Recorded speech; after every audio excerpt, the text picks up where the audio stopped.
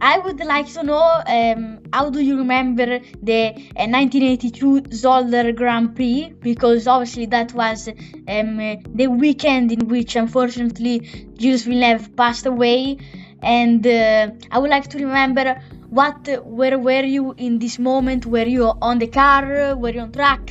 How do you remember that the moment in which he had that crash? So I had just driven into the pit lane. I was stopped in the pit lane, and then the red flag came out. Everything was stopped. And Frank Williams was plugged into my radio. I could hear him talking to somebody. And all I remember was I heard in my radio, "He's out of the car." What I didn't know at the time was how he got out of the car.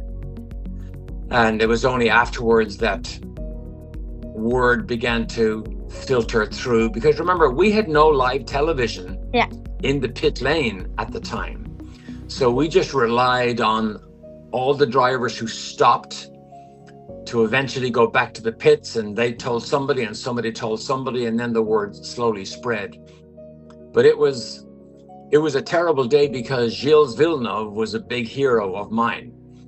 I was at Silverstone in 1977 when Gilles Villeneuve had his very first test in the McLaren. I was there.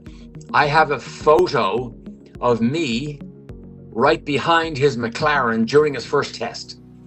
And so, at that time, he was the fastest racing driver in the world. He was. And he was with Ferrari, the biggest team.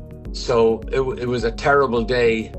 It was a terrible day for Formula One, and, a day we all remember with great sadness. You mentioned Frank Williams, and I wanted to ask you, how was that year in 1982 with Williams? I would like to know, how was he as a leader? Because I spoke with Thierry Boutsen, and he said to me that Frank used to put a lot of pressure on his drivers, and it wasn't an easy environment to work in. So how did you remember that period, and did he put pressure on you?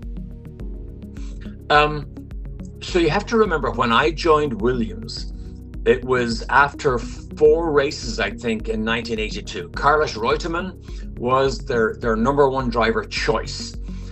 He retired after the Brazilian Grand Prix, I think, and Mario Andretti drove at Long Beach. So I came in 4 races into the season. I was a fill-in driver. I was not Frank's choice. And in fairness, I didn't get the type of support I needed to be fast, particularly in qualifying. I just wrote my autobiography. And so I wrote about this season, 1982, and I had a lot of time to think about what happened. I had a lot of time to look at all the practice times and qualifying times and racing lap times. And I realized that I just didn't have the same support that Keke had at Williams, because I was a fill-in driver. And it was virtually impossible for me to get the results I needed because I qualified so badly. But I qualified so badly because back in that day, as Niki Lauda confirmed towards the end of the year, we had lightweight cars, and there was a lightweight car available for Keke for qualifying. And I didn't realize that until the season was almost over. And so that eventually killed my season, all because of the focus that Frank had on Keke becoming world champion. Because if you remember back in that day, well, you don't remember because you weren't alive, but back in the day, with the turbocharged engines were beginning to come in. And so turbocharging was about to dominate Formula One. And 1982 was the last season that a normally aspirated engine could potentially win. And so the focus was totally on Keke to try and win the Drivers' Championship, which he did, good for him. but it cost me a lot in performance because I qualified so badly, because I just didn't have the car that Keke had for qualifying. But hey, it was an amazing season in 1982 and a great part of history of Formula One. As you just mentioned, Keke Rosberg as being your teammate, I was wondering if you ever met his son, Nico, because I was quite struck seeing the decision that Nico made at the end of 2016 after just winning the championship and then deciding to retire. And first of all, I would like to know if you met him, and if yes, what do you think about that decision back in 2016, and if you would have done the same thing? So I only met Nico one time, but I don't know him. I met him, I shook hands with him, I was introduced to him, but I don't really know him. I've never had a conversation with him. But I remember when he came into Formula One for the first time, he was known as a driver engineer. He understood the mechanics of a car, understood how to engineer a car, and he was quite brilliant in how he approached his racing. It was a very strange decision when he retired. It was a strange decision because he just became world champion, but I think it showed how much pressure there was in Formula One to dedicate your life, dedicate every minute of every day to being successful in Formula One. And quite frankly, he wasn't prepared to do that. He did not want to make the sacrifice anymore. And good for him for making that decision. He got to the top of the mountain, he became champion, he went out on top.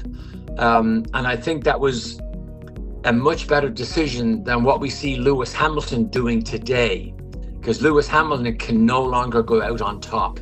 Lewis Hamilton's days on top are over, and I hate to see him struggle now, because he's not going to beat Leclerc, he's not going to beat the young drivers anymore, because his days of brilliance are over.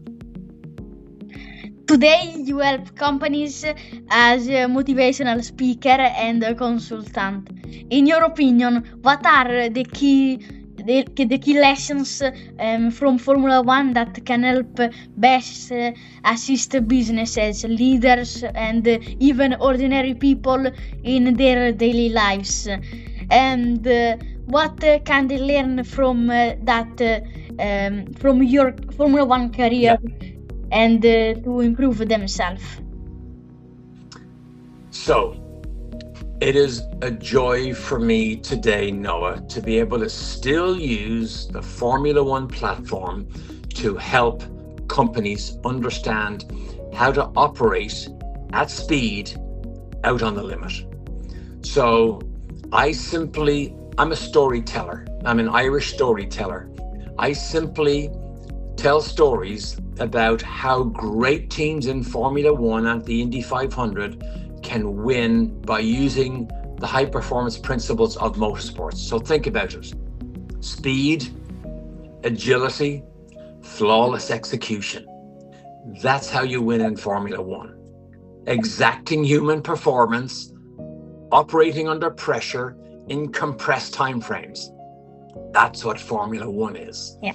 And so can you imagine Noah doing a pit stop in 1.8 seconds, where a car stops, you take all the wheels and tires off, you put new wheels and tires on, you let the jack down at the front, you let the jack down at the back, the driver puts it in gear and he drives out in 1.8 seconds, faster than anybody can sign their name.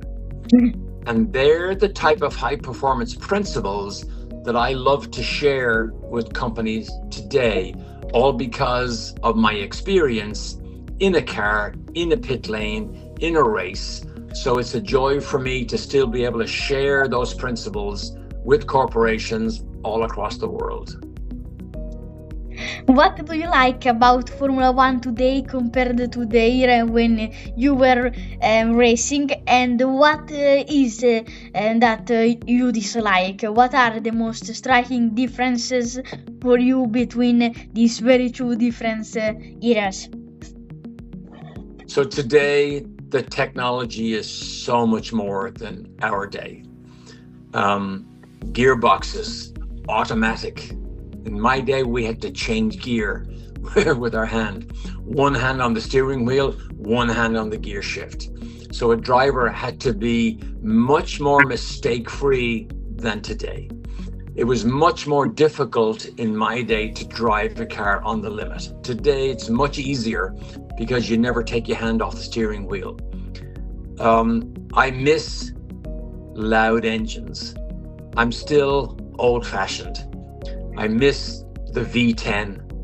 I miss the Ferrari V10 engine with Schumacher changing gear, hearing him a mile away, and the noise gets louder, louder, louder. I miss that, but I'm a bit old-fashioned.